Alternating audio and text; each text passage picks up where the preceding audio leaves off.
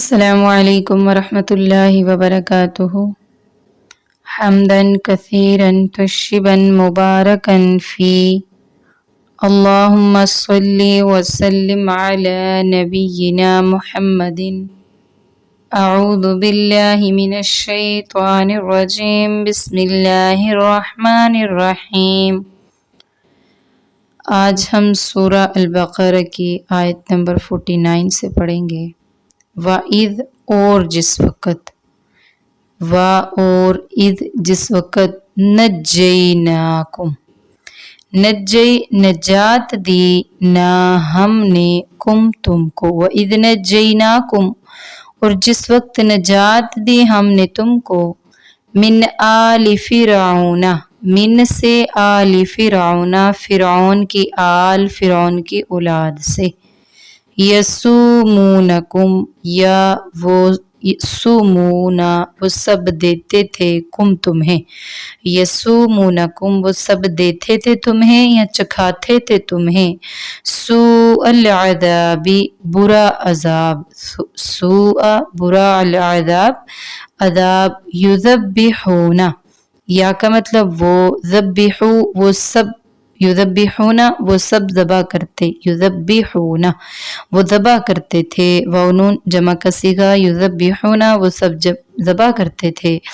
ابناءکم تمہارے بیٹوں کو، ابناء بیٹے جمع ہے، ابناء بیٹے، کم تمہارے، ابناءکم تمہارے بیٹوں کو، وَيَسْتَحْيُونَ اور یا وہ استحیون وہ سب زندہ رکھتے تھے، نساءکم یعنی زندہ چھوڑ دیتے تھے، نساءکم تمہاری عورتوں یعنی بیٹیوں کو، وفی ذالکم وفی ذالکم وفی اور میں، ذالکم اس کم تمہارے لیے، وفی ذالکم اور اس بات میں تمہارے لیے، بلاء آزمائش تھی، من ربکم تمہارے رب کی طرف سے، عظیم بہت ہی بڑی۔ ہوا یہ تھا کہ فرعون نے ایک خواب دیکھا، جس خواب میں اس نے دیکھا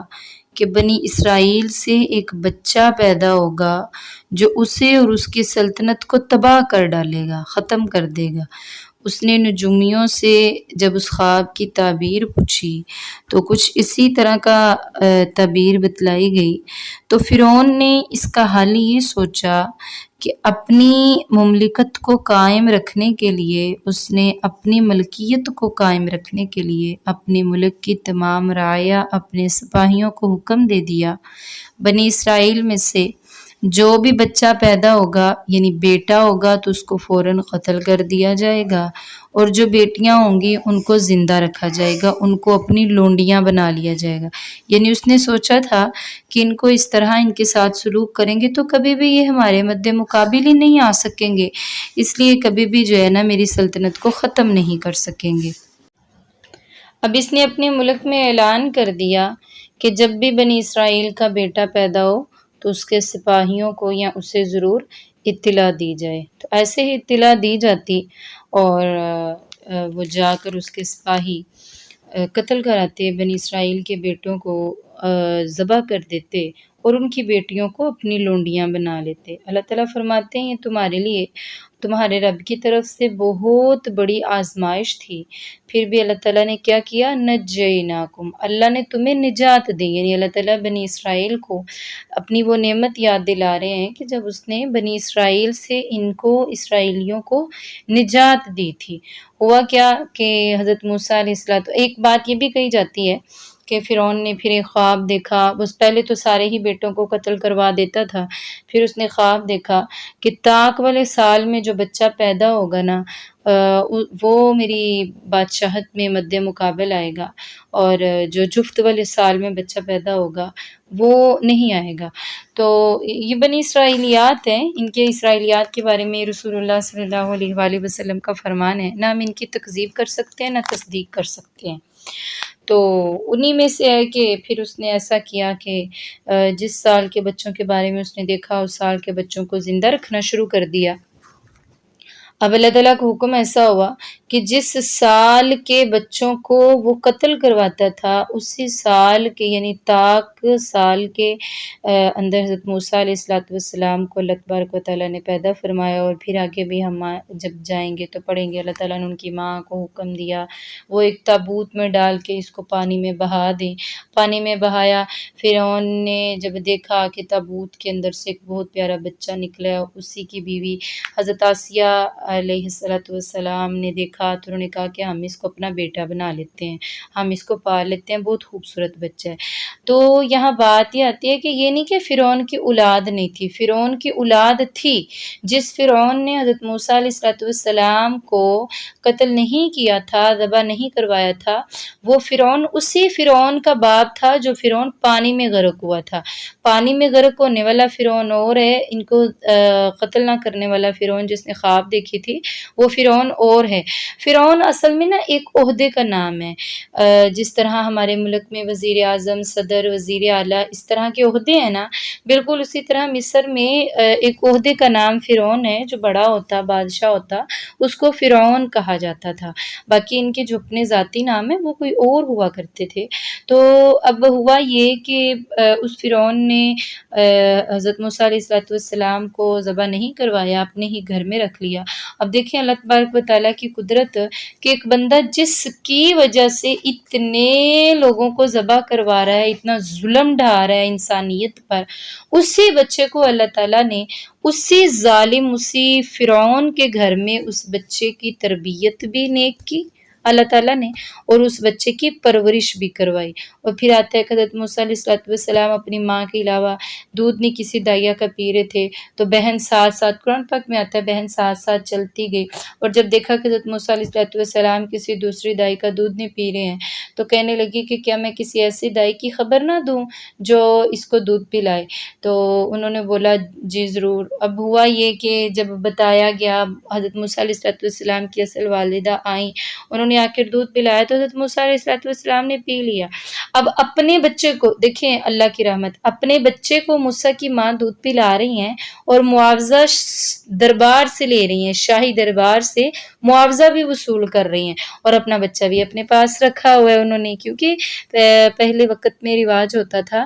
جو بچہ پیدا ہوتا ہے نا تو جو دائیا دودھ پلاتی تھی بچے کو وہ اپنے ساتھ لے جایا کرتے تھے، جیسے حضور صلی اللہ علیہ وآلہ وسلم کو حلیمہ سعدیہ نے دودھ پلایا تو وہ بھی اپنے ساتھ لے جاتی، اور گاؤں میں بچوں کو بھیج دیا جاتا، ترجیح دی جاتی تھی عرب میں کہ بچوں کی جو ابتدائی پرورش ہے نا وہ گاؤں میں ہو۔ تو اسی طرح حضرت موسیٰ علیہ السلام نے حضرت موسیٰ علیہ السلام نے اپنی ماں کا دودھ پیا، اپنی ماں کے گھر میں رہے، اور ان کی ماں فرعون کے دربار سے معاوضہ بھی لیتی رہی، اپنے ہی بچے کو دودھ۔ یہ اللہ تعالیٰ کی رحمت تھی۔ اب اللہ تعالیٰ نے بنی اسرائیل کو نجات دلوانی تھی تو حضرت موسیٰ علیہ السلام کو پیدا کیا۔ حضرت موسیٰ علیہ السلام جب بڑے ہوئے، ان پر نبوت آ گئی، تو یہ بڑا لمبا چوڑا واقعہ ہے، مختلف درمیان میں جیسے ہم انشاءاللہ آگے جائیں گے تو قصے بھی پڑھتے جائیں گے۔ جب پھر کوہ طور پر گئے تو نبوت ملی، واپس آئے، فرعون اور اس کے درباریوں کو اللہ تعالیٰ کے دین کی دعوت دی، اللہ کی دعوت دی، اور اللہ کے ایک ہونے کی دعوت دی، اللہ تعالیٰ کے رب ہونے کی دعوت دی۔ انہوں نے انکار کر دیا، دربار سجایا گیا، جادوگر سمجھا گیا، اور پھر آتا ہے کہ اژدہا بن گیا، وہ حضرت موسیٰ علیہ السلام کی لاٹھی اژدہا بن گئی، وہی جو جادوگروں نے چھوٹے چھوٹے سانپ رسیاں ڈال کے بنائے ہوئے تھے ان سب کو نگل گیا۔ تو اس طرح کا یہ سارے واقعات ہم انشاءاللہ آگے پڑھیں گے۔ اب اللہ تعالیٰ نے حضرت موسیٰ علیہ السلام کو حکم دیا کہ تو بنی اسرائیل کو لے کر رات کی تاریکی میں نکل جا۔ حضرت موسیٰ علیہ السلام اپنی قوم کو لے کر جب وہاں سے نکلے تو فرعون کو پتہ چلا تو اس نے کہا کہ میں ان کا پیچھا کروں گا۔ اب فرعون نے حکم دیا کہ ایک بکرا ذبح کیا جائے، بکری ذبح کروا کے اس نے اس کی کلیجہ یعنی کلیجی پکوا کے کھائی اور ناشتہ کیا، اور اپنے درباریوں اپنے سپاہیوں کو لے کر حضرت موسیٰ علیہ السلام اور ان کی قوم کا تعاقب کرنے لگا۔ جب پیچھے گیا تو آگے حضرت موسیٰ علیہ السلام اور ان کی قوم دریا کے پاس پہنچے ہوئے تھے، اور دریا آگے دریا تھا، پیچھے فرعون کی قوم آ گئی، فرعون آ گیا. تو بنی اسرائیل کہنے لگے موسیٰ یہ کیا ہو گیا ہے، پیچھے فرعون اور فرعون کی قوم، آگے دریا ہے، ہم تو پھنس گئے ہیں. تو موسیٰ علیہ السلام نے اللہ تعالیٰ سے دعا کی اور فرمایا کہ اللہ تعالیٰ پر توکل رکھو. پھر حضرت موسیٰ علیہ السلام نے اپنے عصا کو اللہ تعالیٰ کے حکم سے پانی پر مارا تو پانی کے اندر سے بالکل اسی طرح رستہ بن گیا جس طرح سے ایک صاف ستھرا خشک راستہ ہوتا ہے. اور تفاسیر میں ہے کہ پانی دونوں سائڈ پہ اس طرح کھڑا ہو گیا جس طرح بڑے بڑے پہاڑ وادی کے سائڈ پہ کھڑے ہو جاتے ہیں، درمیان میں ایک وادی سی بن گئی. اس میں سے حضرت موسیٰ علیہ السلام اور بنی اسرائیل سب کے سب وہاں سے گزر گئے. جب فرعون نے دیکھا کہ موسیٰ اور اس کی قوم گزر سکتی ہے تو اس نے کہا اپنے درباریوں اپنے سپاہیوں کو حکم دیا کہ آپ بھی اپنے گھوڑے دوڑا دیں. جب انہوں نے بھی اپنے گھوڑے دوڑے، جب سینٹر میں پہنچے تو وہ دونوں پانی آپس میں مل گئے تھے، ٹکرا گئے، اور فرعون وہیں پر غرق ہو گیا اور کہنے لگا اب میں ایمان لاتا ہوں موسیٰ اور ہارون کے رب پر. تو فوراً حضرت جبرائیل علیہ السلام آئے، انہوں نے فرعون کے منہ میں مٹی ڈال دی کہ کہیں ایسا نہ ہو اللہ تبارک و تعالیٰ اس نے ساری زندگی اتنی اللہ تعالیٰ کی نافرمانی کی، اپنے آپ کو رب کہلوایا، اتنا بڑا شرک کیا ہے تو اس کا گناہ معاف نہ ہو جائے. تو اسی واقعہ کا ذکر ہے آگے کہ وَإِذْ، اور جس وقت فرقنا ہم نے پھاڑا، فرق پھاڑا ہم نے، پھاڑا نہ ہم نے، فرقنا پھاڑا ہم نے،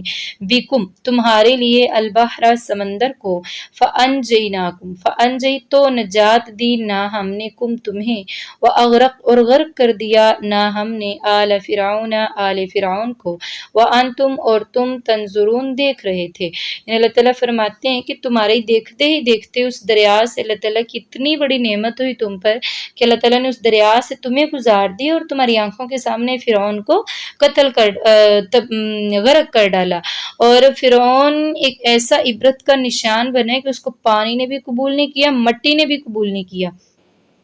آج تک وہ اسی طرح مصر کے عجائب گھر میں پڑا ہوا ہے، اس کی لاش اسی طرح پڑی ہوئی ہے. وَإِذْ، اور جس وقت وعدنا وعدہ لیا ہم نے موسیٰ علیہ السلام سے 40 لیلتن راتوں کا، ثم پھر اتخذتم بنا لیا تم نے، اتخذا بنا لیا یا پکڑ لیا تم نے، العجل معبود، من بعدہ اس کے بعد، وانتم اور تم ظالمون ظالم. اب ہوا یہ کہ جب حضرت موسیٰ علیہ السلام اپنی قوم کو لے کر دریا بھی پار کر گئے تو وہاں پر ایک کھلے میدان میں بسیرا کیا. اللہ تعالیٰ کا حکم ہوا کہ کوہ طور پر آئیے اور آ کر مجھ سے احکام نبوت لے لیجئے. جب حضرت موسیٰ علیہ السلام 40 دن یعنی 30 دن کے وعدے پر گئے اور پھر وہاں پر مزید 10 دن بڑھا دیے گئے تو 40 دن کے وعدے پر جب اللہ تعالیٰ سے ہم کلام ہونے کے لیے اور نبوت کے احکام یعنی اپنے دین کے احکام لینے کے لیے گئے تو پیچھے سے قوم میں ایک شخص تھا سامری. اس نے پوری قوم کا جو سونا، جو زیور، جو بھی جواہرات تھے ان کو اکٹھا کیا اور اس میں ایک شکل بچڑے کی بنا دی، بچڑے کا مجسمہ بنا دیا. کیونکہ یہ بنی اسرائیل گائے کی پوجا کرتے تھے بڑی پرانی، تو پھر وہاں پر چلے گئے اور وہاں مطلب فرعون کی ہوتی، آگ کی ہوتی، مجوسی تھے وہ لوگ. تو اس طرح سے وہ چیز اس وقت تو جب وہ وہاں سے آئے ختم ہو چکی ہوئی تھی، ایک نئی چیز ان میں آ گئی تھی، لیکن پھر بھی پرانی چیز کی محبت بھی ان کے سینوں سے ختم نہ ہوئی تھی. تو انہوں نے دوبارہ سے وہ بچڑا سامری نے بنایا اور اس کی پوجا کرنی شروع کر دی. ہوا کچھ اس طرح کہ سامری نے وہ جو بچڑے کا مجسمہ بنایا تھا وہ کچھ اس طرح سے بنایا کہ اس کے منہ کا سوراخ بھی کھلا رکھا اور اس کی دم کے پاس بھی سوراخ کھلا رکھا اور ایک ایسی جگہ پر رکھ دیا جہاں پر ہوا کی کراسنگ ہوتی تھی. اور یہ بھی آتا ہے قرآن پاک میں کہ اس نے حضرت جبرائیل علیہ السلام کہ جہاں پر جب فرعون کے منہ میں مٹی ڈالنے لگے، جہاں پر قدم لگے وہاں سے مٹی بھی اٹھا لی تھی اور وہ مٹی کی بھی آواز آتی تھی. تو اب ہوا کی جب کراسنگ ہوتی، ایک سوراخ جس طرح آج ہم باجا بجاتے ہیں، بچے باجا بجاتے ہیں تو